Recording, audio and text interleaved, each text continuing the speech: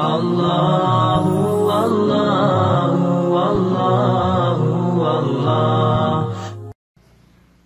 اما بعد فاعوذ باللہ من الشیطان الرجیم، بسم اللہ الرحمن الرحیم۔ اللہ رب العزت نے قرآن پاک کے اندر ایک آیت کو ایسا رکھا جو انسان کی مشکلات کو، پریشانیوں کو دور کرنے کا وسیلہ اور سبب ہے۔ اسے آیت کریمہ کہا جاتا ہے، جو بہت مختصر سی ہے، جس کو آپ عموماً جانتے بھی ہیں، گھروں میں عورتیں بھی پڑھتی ہیں، مرد بھی پڑھتے ہیں، اور اس کا اکثر ہمارے ہاں معمولات میں شامل ہے۔ آیت کریمہ کو اگر ہم غور سے سمجھیں تو اس کے اندر ہماری تمام مشکلات کا حل ہے۔ یہ آیت کریمہ ایک نبی کی زبان سے نکلی ہے، اور نبی بھی وہ جن پر اللہ نے آزمائش کو نازل کیا، اور 3 اندھیروں کے اندر وہ آزمائش کے اندر مبتلا ہو گئے۔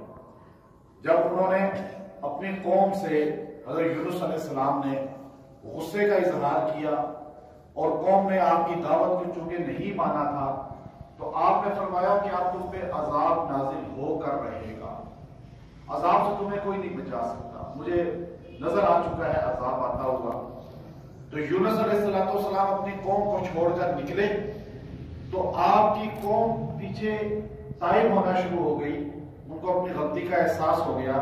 اب ان کے استغفار، توبہ، آوزاری کرنے پر اللہ نے ان سے عذاب بھی روک لیا۔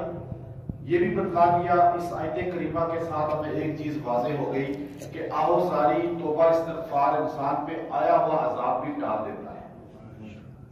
اس لیے ہمیں اللہ کے سامنے روزانہ توبہ استغفار کرنی چاہیے۔ 2 جہاں کے سردار، جو نبیوں کے سردار، بخشے بخشائے ہوئے، اولین آخرین کے بادشاہ حضور صلی اللہ علیہ وسلم فرما رہے ہیں کہ میں دن میں 70 بار استغفار کرتا ہوں۔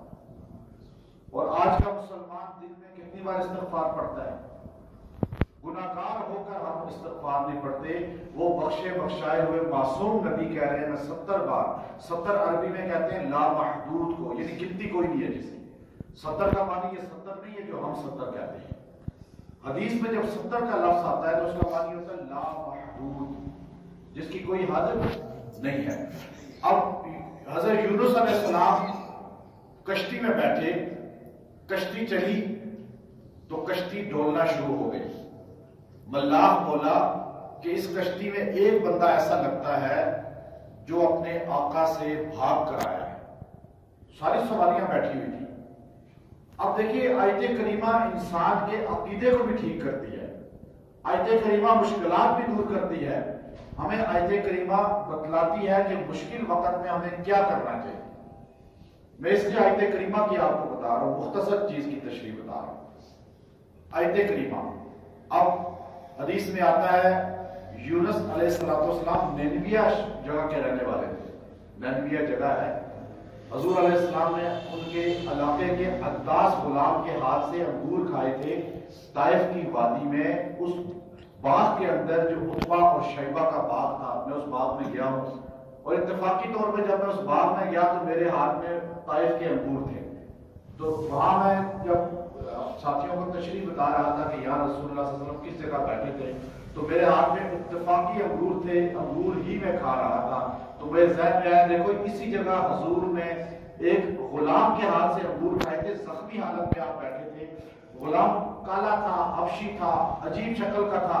حضور نے یہ نہیں دیکھا یہ کالا ہے، بد شکل ہے، عجیب سا ہے۔ حضور نے پوچھا تیرا نام کیا ہے؟ اس نے کہا عداس۔ آپ نے کہا تو کہاں کا رہنے والا ہے؟ اس نے کہا میں نینویہ کا رہنے والا ہوں۔ آپ نے کہا وہ تو میرے بھائی یونس بن متا جو تھے ان کا علاقہ ہے، وہاں وہ نبی بن کر آئے تھے، میں بھی انہی کی طرز پہ نبی بن کر آیا ہوں۔ میری توحید کا دعوت ہے، میری یہ دعوت ہے۔ آپ نے اس کو تبلیغ کرنی شروع کر، آپ زخم بھول گئے۔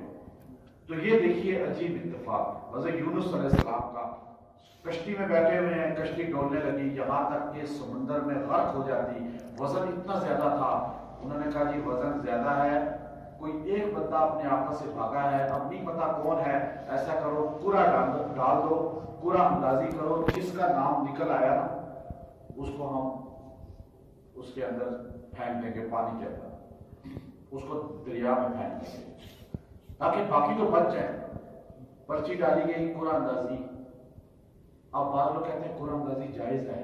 میں نے ہمارا درس چلتا ہے اس میں ترتیب سے بتایا قرآن اندازی جو عربوں میں چلتی تھی جسے ازلام کہتے ہیں. قرآن پاک میں ازلام آیا یا ایھا الذین آمنوا انما الخمر والمیسر والانصاب والازلام رجس من عمل الشیطان.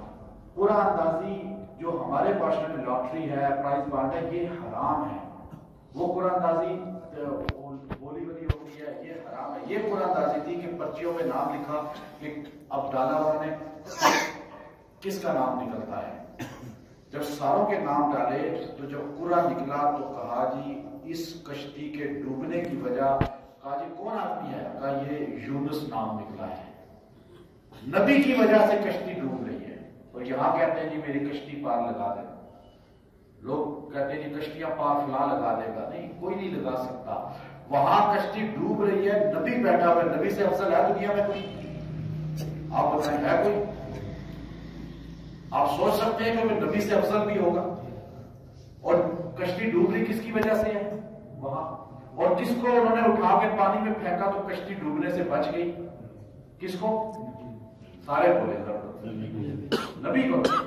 اب نبی کی وجہ سے کشتی ڈوبنے سے بچنی چاہیے تھی. اللہ کی آزمائش, اللہ کا ایک نظام ہے.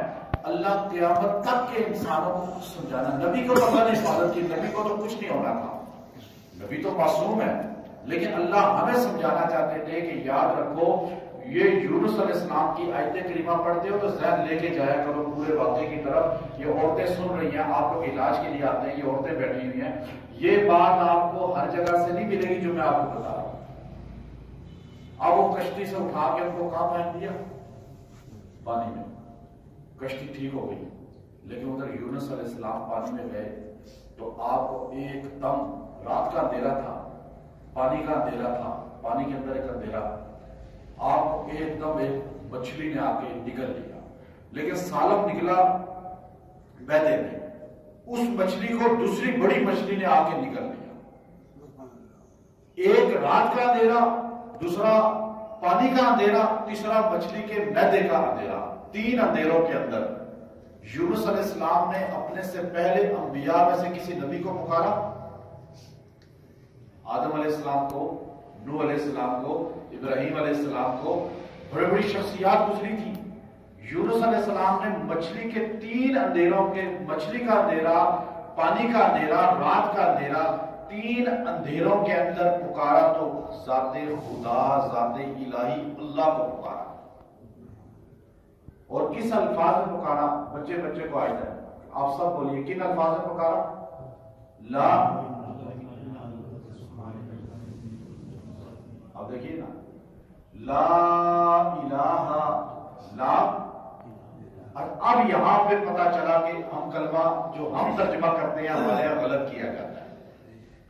آپ اگر ترجمے کا میں آپ سے مطلب پوچھوں لا الہ الا اللہ کیا مطلب ہے, تو آپ کو مطلب صحیح اردو میں آپ نہیں کر سکیں گے.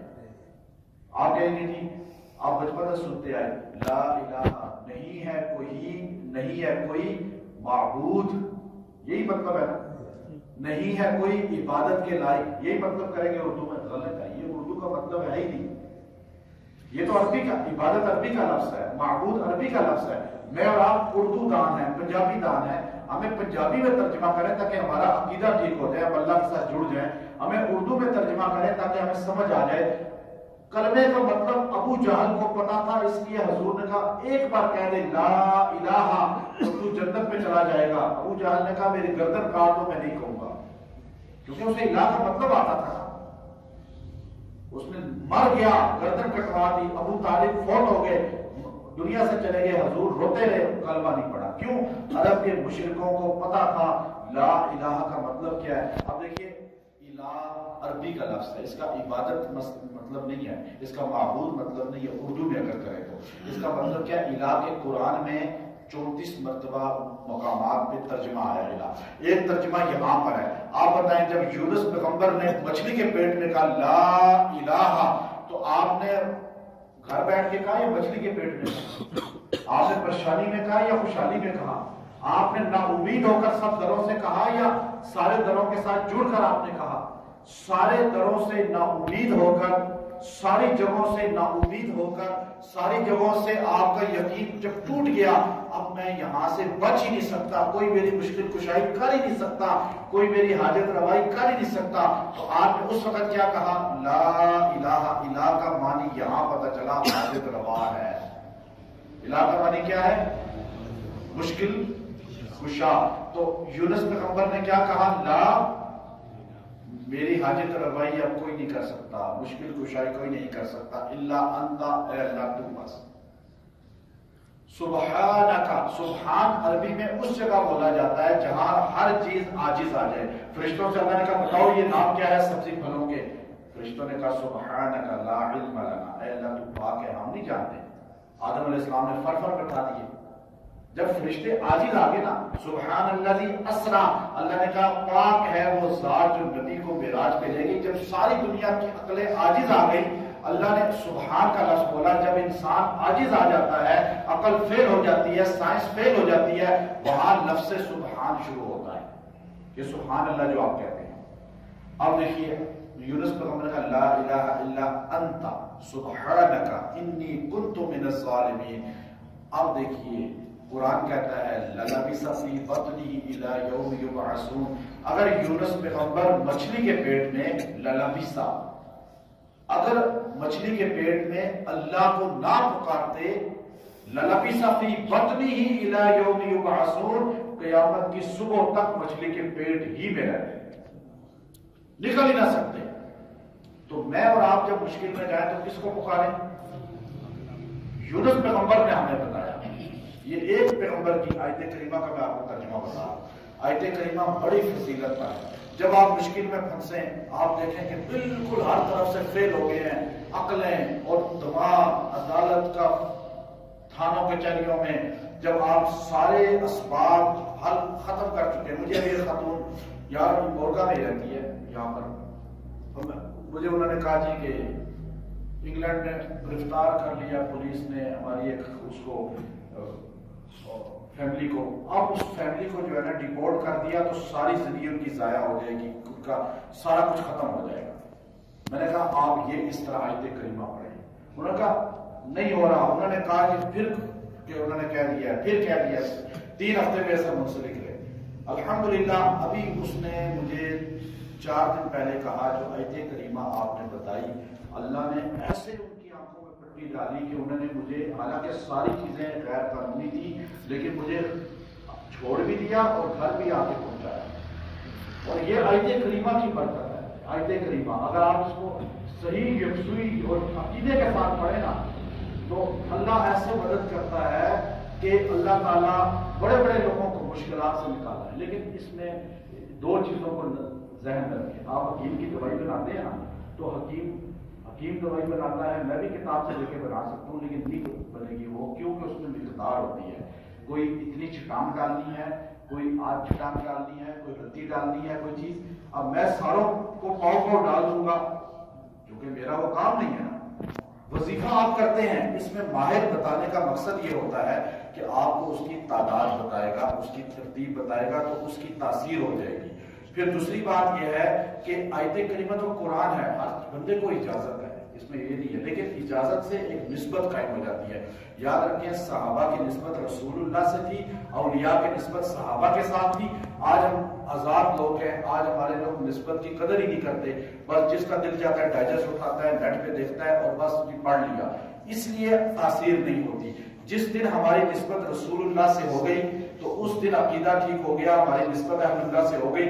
آپ دیکھیے گا تھوڑا سا پڑھیں گے آپ کو تاثیر نظر آئے۔